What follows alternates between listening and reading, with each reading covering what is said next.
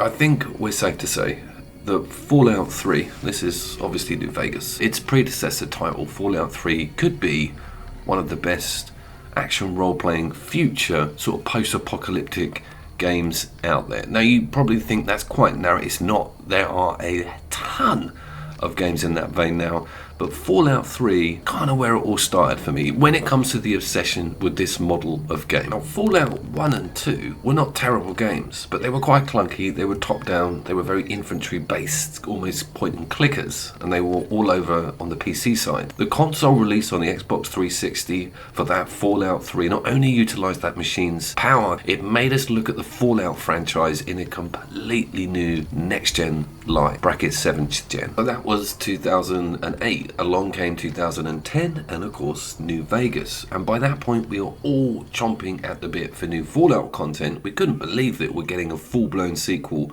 2 years after that main game, and it was from Obsidian. Now this is another important area.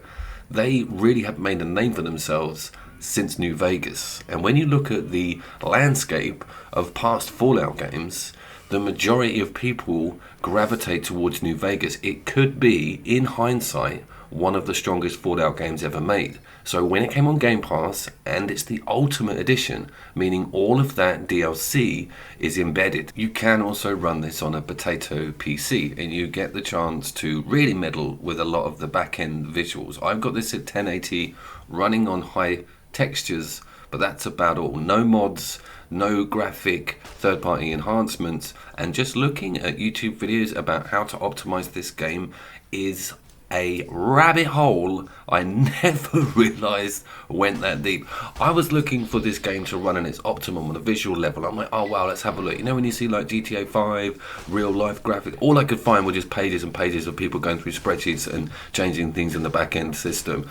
I'm just going to deal with what we've got off Game Pass, but it's good that you get some performance options. We also have a lovely PEG 60, and that was something that we could not boast back on the Xbox 360, and it also tore a bit on a screen level, various lag issues, going in and out of the VATs was sometimes a bit iffy, but this is great. It really feels a lot smoother. This particular instance with the flies, it demonstrates its smoothness.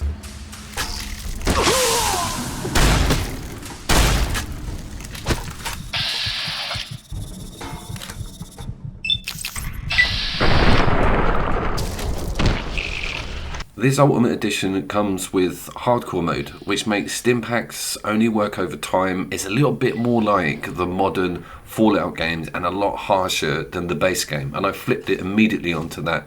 These young gecko hunters, that run.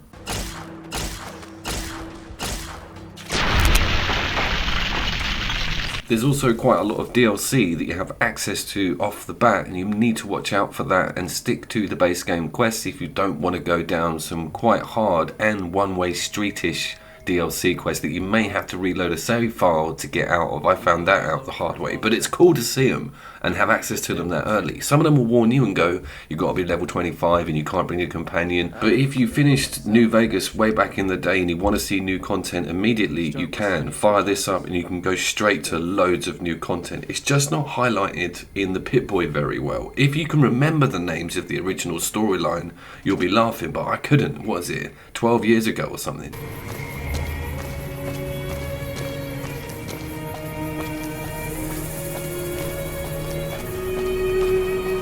Let's talk about its visuals and how it appears to the eyeball in 2022 after playing something like Fallout 4 or even going to Outer Worlds or even Fallout 76. I'll tell you something now, this is so much better than Fallout 76. Even in the opening 15 minutes, it is quite clear to your brain that this is a hell of a lot better. Plot points, the characters, how everyone's introduced, how you're introduced, and the world itself, the way that you have access to various biomes before others. It's clever game making, and it appears in the Outer Worlds everywhere. In the years of development between 2008 and 2010, there hadn't been a lot of change with that machine and what it could do. I think Fallout 3 was putting out to the max, and this just followed suit. It doesn't hold any major graphical change or upgrade from Fallout 3. It's just got a hell of a lot better ease of use when it comes to some smaller tweaks with the UI and everything else with its story and layout with that map and the location. I think the location is key here, setting it in New Vegas, giving it that fresh sort of neon vibe, and that intro story about you getting all your stuff nicked and left for dead. It's a great kind of extended revenge story. Scientists of vision were drawn to the facility to tackle the greatest technological challenges of the era. This is one of the earlier DLC quests that you have access to immediately after getting into the desert, and it's quite a cool one which takes you into this mind control place where you've been lobotomized and there's robots everywhere. It's quite difficult, but you get given a cool new weapon to start with and you get to meet some absolutely hilarious characters. The scientists and the predicament they've got themselves in. There was a similar setup with the Dream Machines in 3 where you just came through as you played as a little kid in black and white, I think, on that one. It's the same idea, but be careful. You do have to finish some of the missions to get out of this. You are kind of locked in, so prepare yourself prior to going towards these quests. But it's brilliant that they're there early doors, and you get to experience some very strange environments. They haven't held back with new weapons and enemies on the DLC content.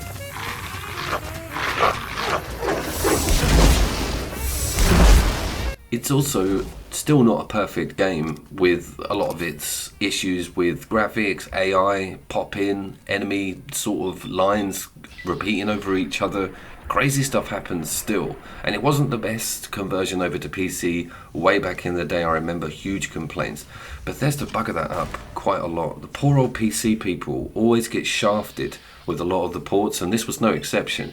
But all the years have passed, and the modding community for this is massive, because it is looked upon as probably the most favoured Fallout game of all time. You have got a wealth of resources to improve your gameplay. But I wanted to do this video to show you guys that the one straight off Game Pass with none of that added is a hell of a lot of fun still. This stands up really well. Even the humour stands up well. Check this out. Who am I feel different, awake, alive for the first time ever. What is this strange new world around me? What does it hold in store for a dreamer such as myself? One thing I was thinking about whilst looking at a lot of this footage is that new Starfield reel is really not that far from what we're seeing here. You know, those barren, rocky moons, and there will be a lot of parallels with that game's setup and how this works and looks.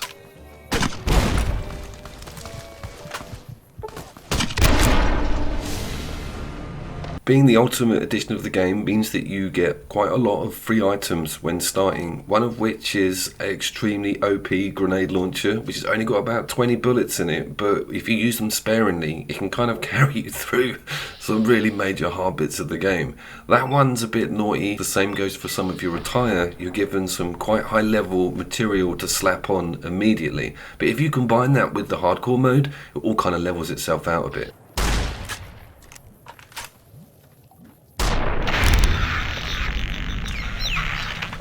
The game has only managed to kick me out or crash once, and I put about 35 hours in over yesterday and today. No major performance issues, no lag. That frame rate counter sat firmly at 60/59 on a bad day, so that was impressive. But remember, we're only at 1080, but we are on top textures and everything on high. I imagine this game might need a bit more power behind it if you were slapping it onto a 4K monitor.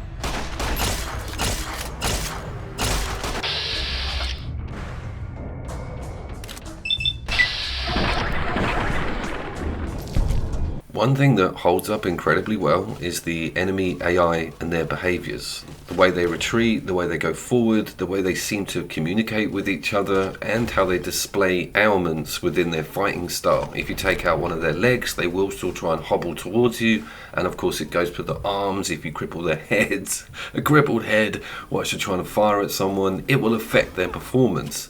Even the hobbling and wounded animations, I'm pretty sure they've skimped on some of that with Outer Worlds. It's really obvious and in-depth and gives a total angle of realism during gunfights. And of course, the whole of the map is just inundated with death claws. I think it's the same spawn. I don't think this is a hardcore mode thing. What I was trying to do was get to center of Vegas early doors to show you guys some of the neon lights in the center of town. Nah, forget about it. I died a lot in this hardcore mode, but at the same time I did it all with a smile on my face and straight away hitting that start button to have another attempt at a problem I blatantly did not handle very well in the first place.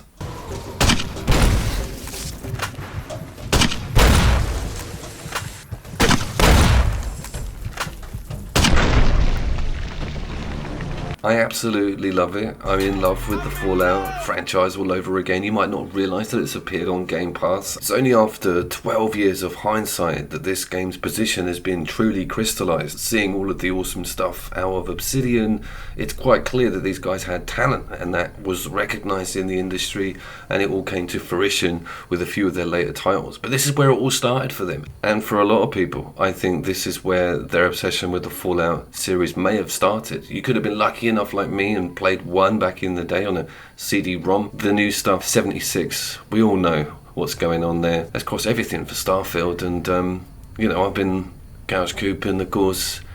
I'll have to see you down there, won't I? That's about as close as Vegas as you're going to get on this video.